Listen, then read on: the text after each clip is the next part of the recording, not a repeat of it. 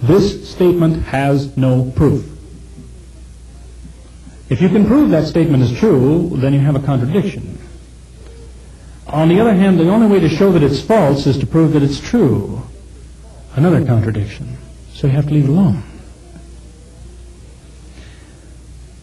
I am imagining, of course, that the statement, that difficult statement, is written out in symbolic logic, which has certain initial assumptions and rules. In order to avoid that contradiction, being able to prove a statement that says it doesn't have a proof, you have to go back to your initial assumptions and remove one or two or three of them, so you don't have a complete list. This was called Gödel's incompleteness theorem. In other words, in any scheme, any theory that you set up, your initial assumptions have to be incomplete. Because if you have a complete list, by that I mean a list that will let you prove anything, it will be the undoing of the whole system. The whole thing will fall down. But then if you're missing some assumptions in the first place, it means that the totality of reality is not knowable. You can never know all the truth. All of the truth is not solvable or soluble. Logic is a solvent, but we need a bottle to keep it in. We need something that it won't dissolve in order to keep the universe making sense. The root meaning of absolute means that which is not dissolved, absolute.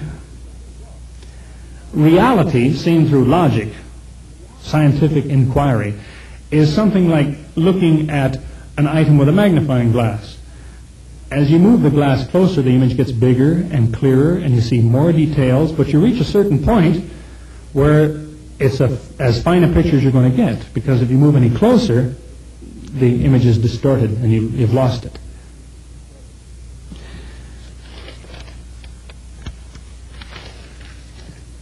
So, to go back with where I started, La ilaha illallah, or the assumption that the universe makes sense, is exactly the same. It's all tied in with the assumption that there is an absolute. There is something that isn't knowable. If the universe makes sense to you, you are at the same time saying there is some item that I do not have a hold on, that is outside of what I do know. You have to admit that in order for your universe to make sense. The other theorem of Gödel concerns consistency, and here we need to think about how it is we think. I hope I don't lose you here.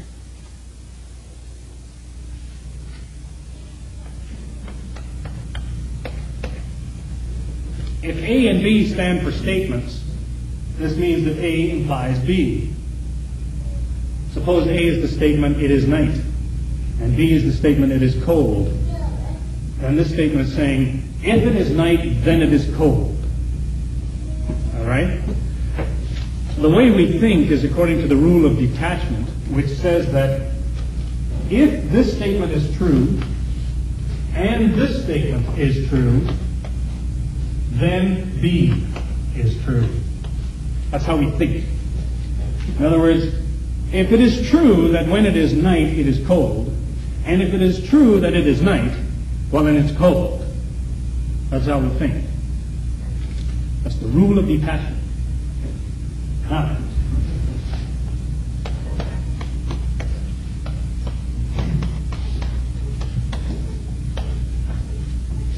this statement, this is a statement A, say it is night.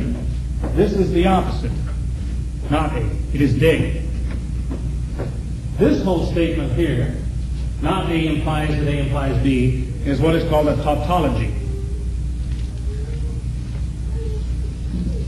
Now, a tautology is something that is true no matter what the values of A and B are.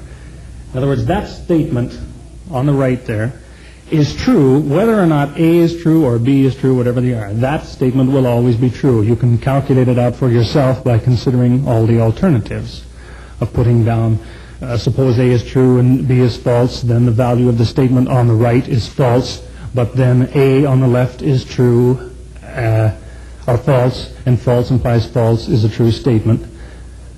You see, with all possibilities, that statement will always be true, and that's a tautology. Now suppose somebody has a theory that is inconsistent.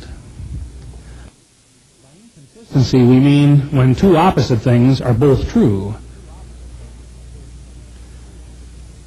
Well, a very funny thing happens if you want to admit to your scheme of reasoning an inconsistency. The two opposite things are both true.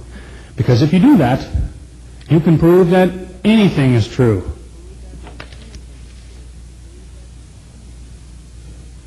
We know that this statement is true, always true. Suppose this one, not A, is true. Since not A is true, we can detach it. And we're left with this statement. A implies B, and it is true. That is the rule of detachment. That when this is true, and this is true, we can detach that, and this is true. Now, since this is true, and our friend with the inconsistent theory says, well, not A is true, but A is true also. The opposite, it's true also. That means we can detach A is true, then we have proved that B is true. You see? The danger being then, if you have a theory that's inconsistent, a theory that contains two opposite things and they're both held to be true, you can use it that way and prove anything is true. If you believe that it is night and it's day too, then you can prove that giraffes are born with two heads. Because those are the rules. The point of it is, first of all, to advise you that's the danger of an inconsistent theory. A person can use it to prove anything. But the point is, if you have a theory and you want to know if it's consistent, there's one way to find out. That's to produce a statement that has no proof. Because if the theory was inconsistent, you could have proved it. If you come up with a statement that has no proof, it meant, well, there's no inconsistencies in your system because there's no way I could juggle a proof out of this thing. This is why a man cannot consistently build a case that there is no absolute. Plenty of people say that. It's a way of life. To a lot of people, say all things are relative. If they try to build a consistent logical case to demonstrate to you that all things are relative, they can't do it. Because when something is consistent, you have to have an absolute in the system. It also explains why the absolute must be ineffable, unknowable. Because this absolute that you're talking about, which is a necessary item in any scheme of thinking, has to be, by definition, something that isn't defined in your system. It's outside your system. You can't know it.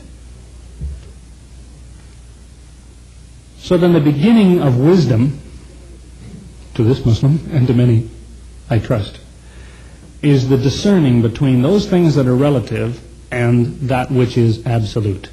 The intelligent man is the man that knows the difference between something that really only depends on something else and something that depends on nothing else.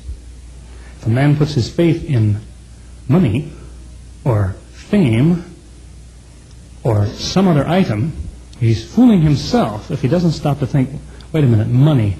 But money depends on certain other things, the economy of the country, which depends in turn upon the state of peace worldwide, etc., etc.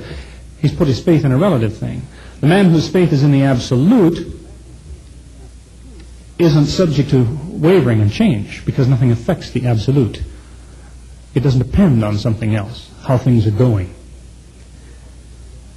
The certainty of La ilaha illallah, this certainty that there is no God but the one God, is the same as the assumption that things do make sense, there is an absolute, is a certainty that resides in here. It's in the intellect.